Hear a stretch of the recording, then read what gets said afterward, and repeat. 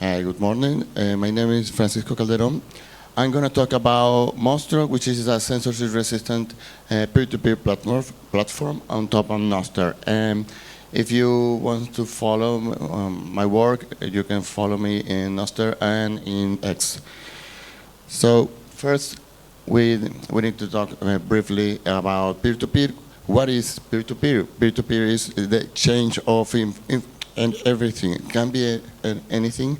Can be information, can be something physical you buy, but the thing is, we don't need a third party, and we don't need an intermediary.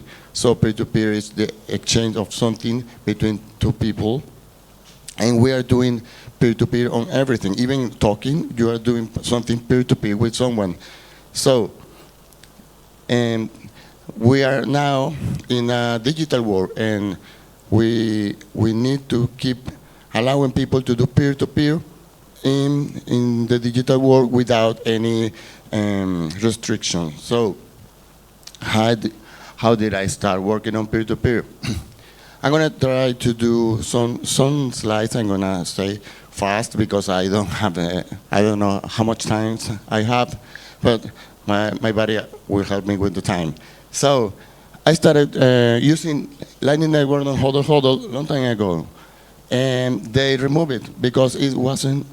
It was a custodial solution. So people in Satoshi in Venezuela, they write me years later because people there in that group was a Telegram group. People was exchanging money using Lightning Network. Everything was spontaneous. And people in Venezuela wanted to use another currency that it wasn't the Bolivar, so they started to use Bitcoin, and people outside Venezuela wanted to send money there. So it was a typical case of remittances, but they didn't, as the community was growing up, they started to feel like risk or being scammed. So they asked me to do a Telegram bot, and later I started to do first experiments with holding voices. So I had the idea of using holding voices as an escrow on Lightning Network, and I started to experiment that, and I did an MVP on April 2021, and a few months later, in August, we launched on production this Telegram bot. We are having 3 years since then, right now. And why peer-to-peer is important? Well, on peer-to-peer, it may be much more decentralized than the alternative. Also, we can have a centralized solution on peer-to-peer, but only with peer-to-peer we can do this decentralized solution. These new ideas allows more privacy to users. We can operate without a trusted third party, and this is really important. I'm going to talk about a little bit later. And grants greater freedom to the parties, but not requesting personal data. The user can move from a local market to a global one easily, and this is kind of maybe a little bit controversial that government-imposed restrictions do not apply to cyberspace, but sometimes it does. So I'm going to talk about some features of this Telegram bot. Users trade Bitcoin via Lightning Network. It's open source. Everything that I do is open source. Operates on Telegram. Allow users to trade without intermediaries, and the bot works as an escrow, taking the advantage of holding voices. Non-KYC, of course, and users can create communities to operate locally. And since we started, users move Bitcoin, more than 132 Bitcoin 3 years ago, only with Lightning Network. So I'm going to talk right now. I'm going to talk about know your customer, because this is really important, because I think we are receiving too much pressure from the governments around the world about this. and we're doing non-KYC tools. And I just copied this from internet. This is like an objective text I took. Process is a process by which organizations identify and verify the identity of customers in a specific way and according to the regulations that affect their sector. So the user is forced to deliver private information to a company that must protect it. But sometimes these companies are startups, and they don't have a security department, and they don't focus on security. They are focusing on doing a product that works for they keep living. So this is a problem because they are taking information of the user, and that must be secure. This information can be requested at any time by the government on duty. This is another problem because, as we're going to see later, a lot of population in the world are under authoritarianism. Prevent users from carrying out money laundering, corruption, terrorist financing, and other type of illegitimate activities. So, if that is true, why a peer-to-peer without KYC? I'm not promoting all this. They say terrorism, corruption, money laundering, but we're not promoting that. We know that there is a lot of leaks of sensitive information, and it happens every time. It's still happening that companies are losing the information of their users. And I think monthly I hear in the news, probably they are hacked or someone inside the company take the information and sell it. 55 of the population in the world live under authoritarian regime. So we can see here just few news I got from internet happening in Venezuela and Turkey, Russia, China. So we can trust those dictators. And let's talk about money laundering, where the biggest organizations are banks, and they are allowing, for example, this example, HSBC allowed to a Mexican drug cartel to move $1.9 billion. Oh no, they find it 1.9, but they move way more money than that, and no one is in jail because of that. They didn't say I'm sorry like Mark Zuckerberg. And for example, in Venezuela, the ex-treasurer of Chavez, they took $1 billion on bribes.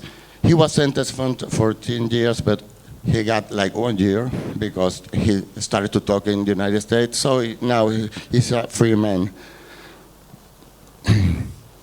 People without legal identity, 100 million of Nigerians don't have ID, and that is like 43% of the population of the country.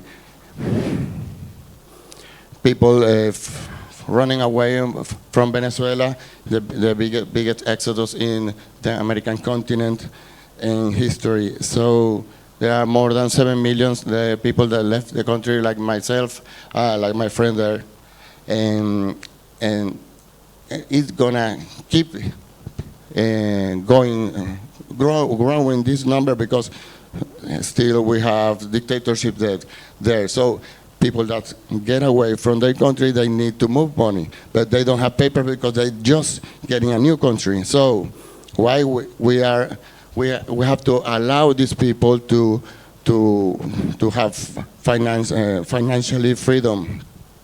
And the vast majority of users who use this type of peer-to-peer are third world users trying to escape inflation and remittances. So with this Telegram bot, we started to think ways of giving more power to the users.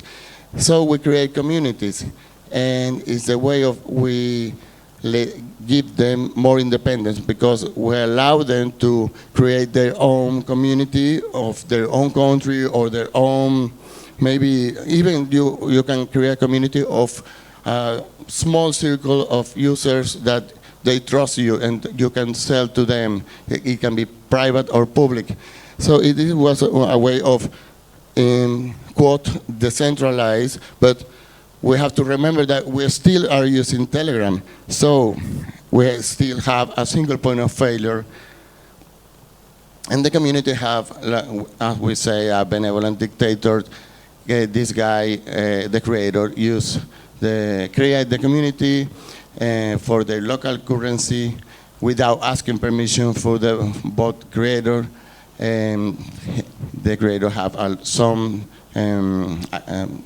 duties, like he has to have to keep the community clean of scammers, pay to people that solve disputes, stuff like that. And the incentive is the creator gets 1/3 of the fee of the Telegram bot.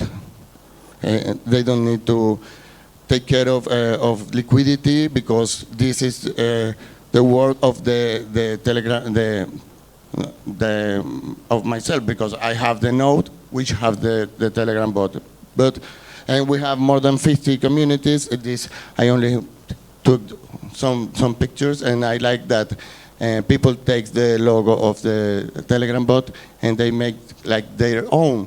Like this Mexican community, they put the mustache and the hat, and Cuban put their flag, and I think it's nice. And this is in the last month, we can see how historically in the bot, the currency with most movement was Colombian peso, euros, Argentinian peso, but now this year Brazil is taking most of the movement. We see in July they got 24. Brazil is a really big country, so everything where they are involved, they make some impact. But as I say, Telegram is a single point of failure, and that is a problem. And if Telegram wants to shut down the bot, they will do it, and we can wait for that to happen. So we know about Nostr. I think probably here. Can you raise your hand if you know about Nostr? Okay, everyone, mostly everyone knows about Nostr. I'm gonna say this fast because I have more slides. I don't know if I have enough time. So there's a lot of concept of way of describing Nostr, but I like this one because for me it's not for social media only. It's a simple protocol that allows to build truly censorship-resistant global tools. And this protocol is based on a very simple and flexible events and uses standard elliptic curve cryptography for creation and signatures. This support is only supported transport is WebSocket connections for clients to relays. And the relays are dummy servers that receive events from clients connected to them and respond to a specific event to request. Practically all Nostr is just this, and it's very simple. The greatness of Nostr is that it's a very simple protocol and easy to understand and easy to implement. So we can see an example how users or Mostro users can use this platform. I'm going to talk more later. But they never talk to each other, they talk with relays. So I think it's a little bit private. And so now let's talk about Mostro. What is it? All I can say, like, it's the same idea, the same design of the Telegram bot. So we are rebuilding it. We are rebuilding Mostro, LNP2P bot to Nostr, and this is a response for all this pressure we are receiving from regulators. So we want this to be a tool for more people, to use it around the world without the single point of failure that we have with Telegram.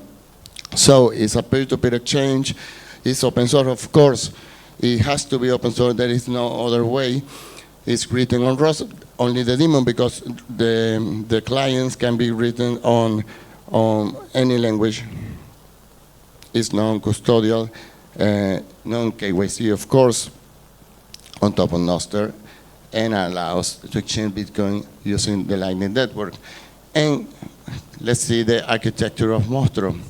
This is very simple because we can add more relays. But the main idea is to have a Mostro node and a Bitcoin and Lightning node connected to the node, and the clients are connected to relays or send and receive events to relays, and the relay Mostro connect to the relays. So they will talk using relays as everything on Nostr, and there is no direct connection between Nostr and the node and clients, and that's really good because we can have different Mostro nodes running, and we can even receive attacks and easily get up another Mostro node or many Mostro nodes.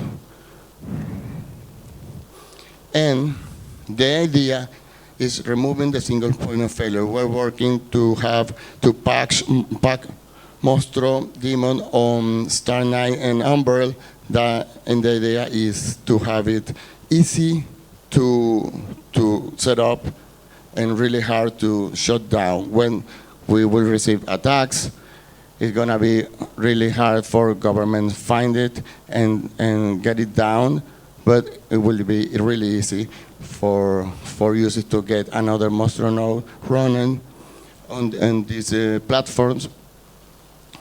And we are on mainnet. We are testing. You can test it in a web client. It doesn't work really good in mobile, so please don't try on mobile, but in desktop it's working really good. But we are on beta, so please don't put too much more. In fact, we have a limit of 20K sats because we are testing, we keep testing.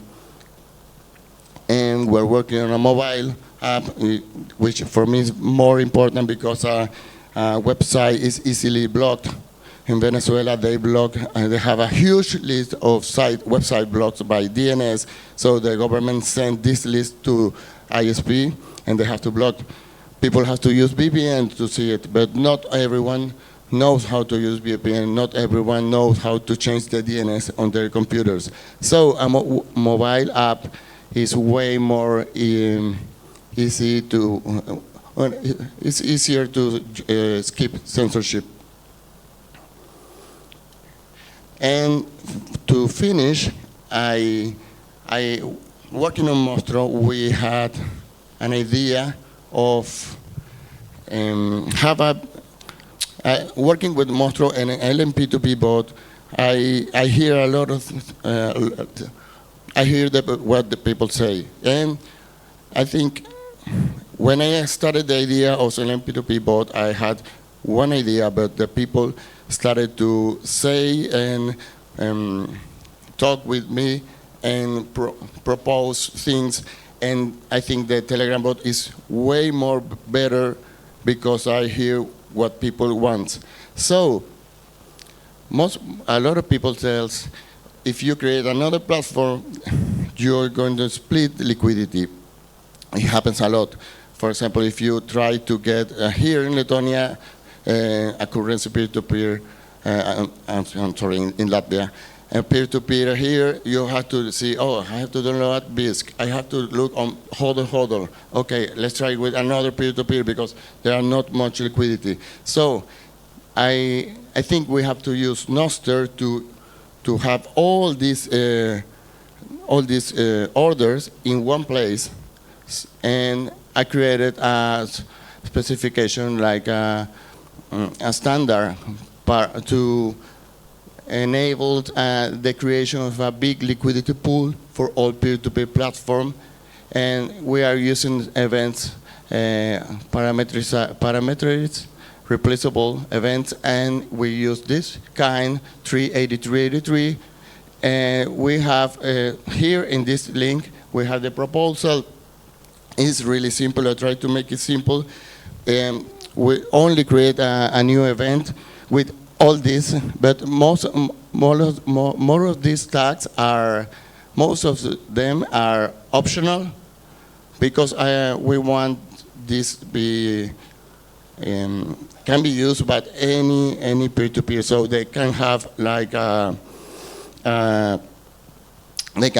specific tag that they use, so they can put it there. And we have only like 6 mandatory, which is the ID, the kind, sell or buy, the currency, fiat currency, status, amount, of course, a fiat amount, and the payment method. So the idea is when I create an order, holder, for example, they publish on Nostr using this same format, and the same with BISC. Right now we have it. We implemented on Mostro, of course, and LMP2P bot. And RoboSat have a pull request open, so they will implement it soon, just when they merge it. And the development status, Mostro have, the daemon is 100% operational. We're improving it, but it's working good.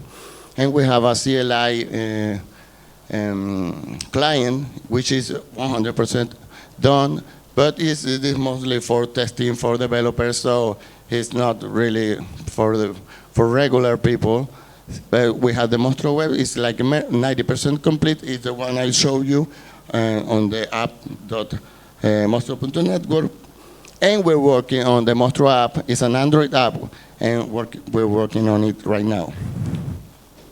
And how can I collaborate? If you want, if you can collaborate. We need help.